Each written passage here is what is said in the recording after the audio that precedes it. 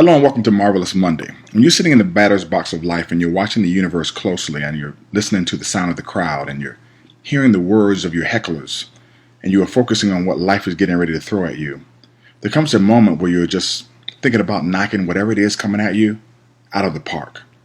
But swinging hard and swinging fast at what's coming is not as important as recognizing what is coming at you.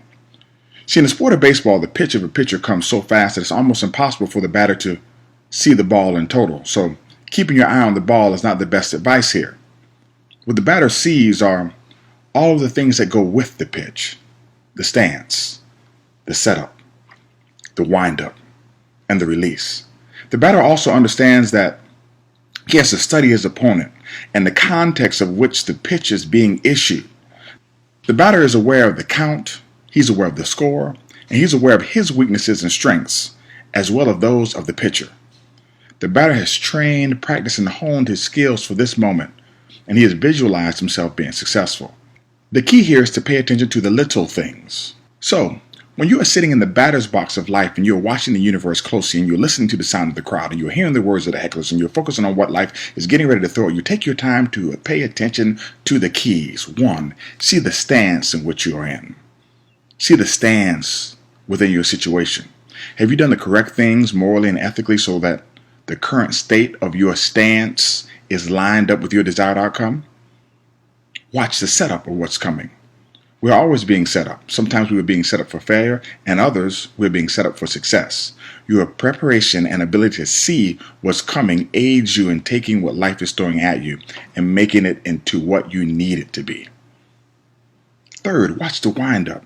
The windup tells you the strength at which the thing is coming. Changes and adjustments are made to your level attack based upon the windup. During hurricane season in Florida, we pay close attention to the categorical levels of hurricanes. Why?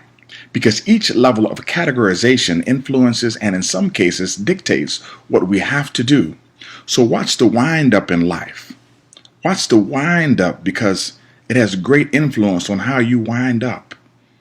Number 4, pay close attention to the release. In life, some things are thrown your way, some things are thrown at you, some things are handed to you, and some are gifted to you. When a thing is released to you, make sure that you know the direction of the thing and make sure you understand if it is for you or not, because you don't need to swing at every pitch. Currently, I'm reading this book, Never Split the Difference by Chris Voss. The book was recommended to me by one of my fraternity brothers while we were swapping our reading lists. Sidebar: if you don't have friends who discuss their reading list with you, then you need to get some new friends, because in time their advice will become antiquated, their knowledge stagnant, and their approaches to situations no longer relevant. You will strike out because of a weak informational dugout. As I was saying, I'm currently reading the book Never Split the Difference by Chris Voss, and there are some things that I've picked up from this book which have helped me greatly. The one thing is never compromise. When it comes to those things which you are really passionate about, never, ever compromise. Relationship and marriage tips. If you want to wear a pair of black shoes and your wife wants you to wear a pair of brown shoes, then what you should do is wear the damn brown shoes if you want to have some sex later. So that's not really in the book, but that's a great piece of marriage advice.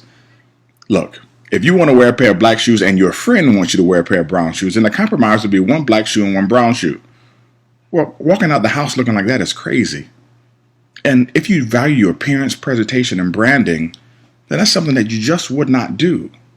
See, there are some things that just cannot be compromised, and you should not feel bad about not compromising. What I did find out about marriage from the book is that marriage is not about compromise, nor is it about communication. Marriage is about listening and not compromising. In life, in marriage, and in our relationships, you listen and you cut deals which are beneficial for the desired end goal and purpose. In marriage, if both persons' focus is on the integrity of the marriage, then things are good. Things get cloudy when one's personal agenda gets pushed before that of the collective, as with all relationships.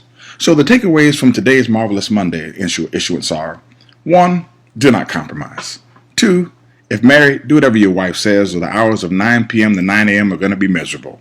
3, be prepared. You are always in the batter's box of life. And 4, pay attention to the keys when in the batter's box.